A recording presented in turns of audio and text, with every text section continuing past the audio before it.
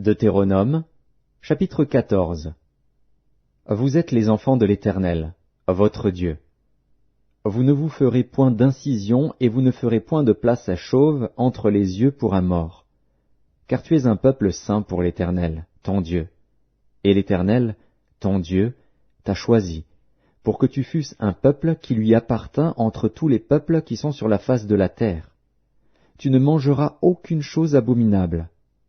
Voici les animaux que vous mangerez, le bœuf, la brebis et la chèvre, le cerf, la gazelle et le daim, le bouquetin, le chevreuil, la chèvre sauvage et la girafe.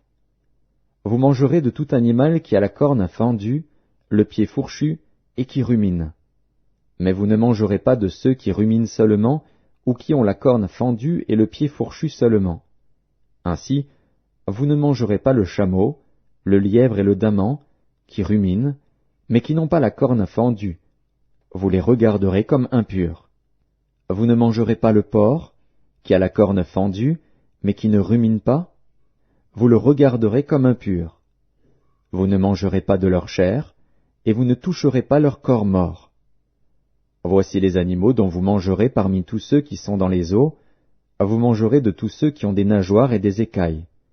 Mais vous ne mangerez d'aucun de ceux qui n'ont pas de nageoires et des écailles, vous les regarderez comme impurs. Vous mangerez tout oiseau pur, mais voici ceux dont vous ne mangerez pas. L'aigle, l'orfraie et l'aigle de mer, le milan, l'autour, le vautour et ce qui est de son espèce, le corbeau et toutes ses espèces, l'autruche, le hibou, la mouette, l'épervier et ce qui est de son espèce, le chat-huant, la chouette et le cygne, le pélican, le cormoran et le plongeon, la cigogne, le héron et ce qui est de son espèce, la huppe et la chauve-souris. Vous regarderez comme impur tout reptile qui vole, on n'en mangera point. Vous mangerez tout oiseau pur. Vous ne mangerez d'aucune bête morte, tu la donneras à l'étranger qui sera dans tes portes, afin qu'il la mange, ou tu la vendras à un étranger. Car tu es un peuple saint pour l'Éternel, ton Dieu. Tu ne feras point cuire un chevreau dans le lait de sa mère. Tu lèveras la dîme de tout ce que produira ta semence, de ce que rapportera ton champ chaque année. Et tu mangeras devant l'Éternel, ton Dieu, dans le lieu qu'il choisira pour y faire résider son nom, la dîme de ton blé, de ton moût et de ton huile, et les premiers-nés de ton gros et de ton menu bétail, afin que tu apprennes à craindre toujours l'Éternel, ton Dieu. Peut-être lorsque l'Éternel, ton Dieu, t'aura béni, le chemin sera-t-il trop long pour que tu puisses transporter ta dîme, à cause de ton éloignement du lieu qu'aura choisi l'Éternel, ton Dieu, pour y faire résider son nom. Alors tu échangeras ta dîme contre de l'argent, tu serreras cet argent dans ta main, et tu iras au lieu que l'Éternel, ton Dieu, aura choisi.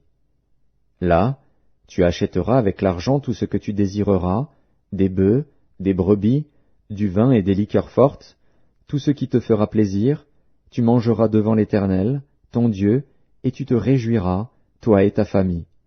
Tu ne délaisseras point le Lévite qui sera dans tes portes, car il n'a ni part ni héritage avec toi.